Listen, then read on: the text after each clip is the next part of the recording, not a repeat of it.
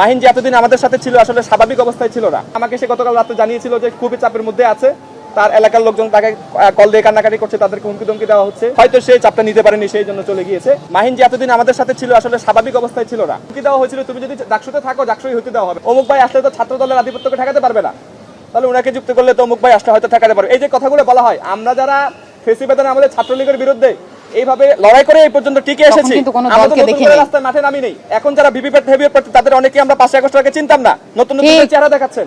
তো আমরা তো আগ থেকে লড়ে আসছি, যখন কোনো ব্যাকআপ ছাড়াই ছাত্রলীগের বিরুদ্ধে লড়তে পেরেছি, এখনো টিকে আছি।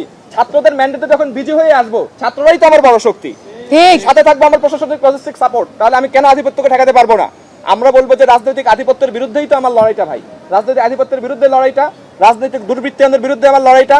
আমাদের যে রাজনৈতিক চক্রটা আছে অতি রাজনৈতিক, আমি অরাজনৈতিক কথা বলছি না, আমি বলবো না বিরাজনীতিকরণের কথা আমি বলি না।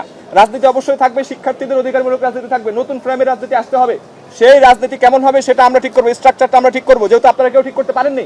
রাজনৈতিক সংগঠনগুলোর সময় ছিল গত 1 বছর ধরে আপনারা ঠিক করতে পারেননি। আমরা ডাকসু, এই জন্য আমরা ডাকসু মুভমেন্টে নেমেছিলাম এবং ডাকসুর মাধ্যমে হচ্ছে আমরা ছাত্র রাজনীতির নতুন ফ্রেম, নতুন কাঠামো, স্ট্রাকচার আমরা হাজির করবো ইনশাআল্লাহ। আমাদেরকে দিতে হবে, আমরা আশা করি ইনশাআল্লাহ আমরা পারবো।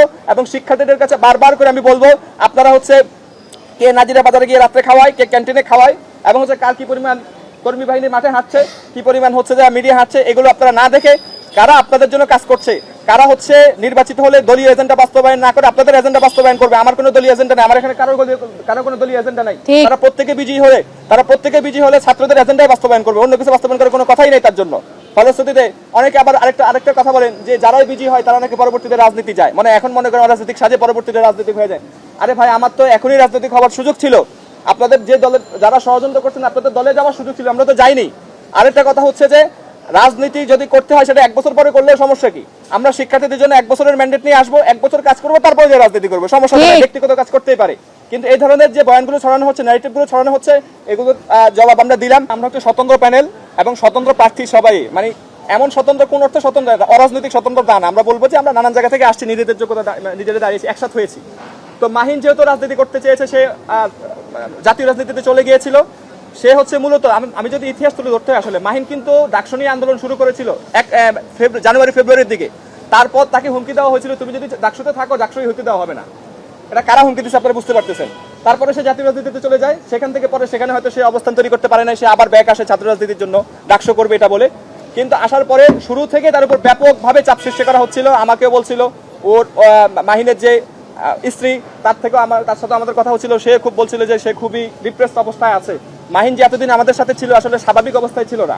এবং একটা ব্যক্তির সমস্যা থাকতে পারে, মাহিনের নিজস্ব ব্যক্তিগত সমস্যা থাকতে পারে, দুর্বলতা থাকতে পারে, সেটা তার, সেটার বিচার করবে হচ্ছে আমাদের শিক্ষার্থীরা, তাকে ভোট দিবে না।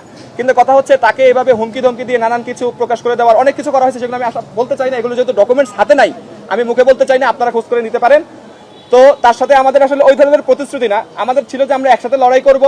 যদি কোনো জায়গায় আমাদের কেউ যদি কোনো সমস্যা হতে পারে, কারো তো ব্যক্তিগত সমস্যা হতে পারে ভাই, ব্যক্তিগত সমস্যা থেকে কেউ চলে যেতে পারে। তো ফলশ্রুতিতে সে এভাবেই গিয়েছে। আমাকে সে গতকাল রাতে জানিয়েছিল যে খুবই চাপের মধ্যে আছে, তার এলাকার লোকজন তাকে কল দিয়ে কান্নাকাটি করছে, তাদেরকে হুমকি ধমকি দেওয়া হচ্ছে, সে আর টিকতে পারছে না।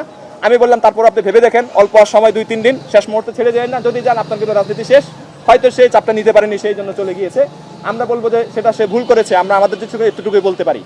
আর জিএস পদে আমরা কাউকে সমর্থন দিব কি দিব না এই ব্যাপারে আমরা এখনো কোনো সিদ্ধান্ত নেইনি, কারণ হচ্ছে আমরা আসলে সমর্থন দেওয়ার মতো কোনো লোকজনকে এখনো পাচ্ছিও না। আমরা এটা নিয়ে বসেছি, আমরা ডিসকাশন করব।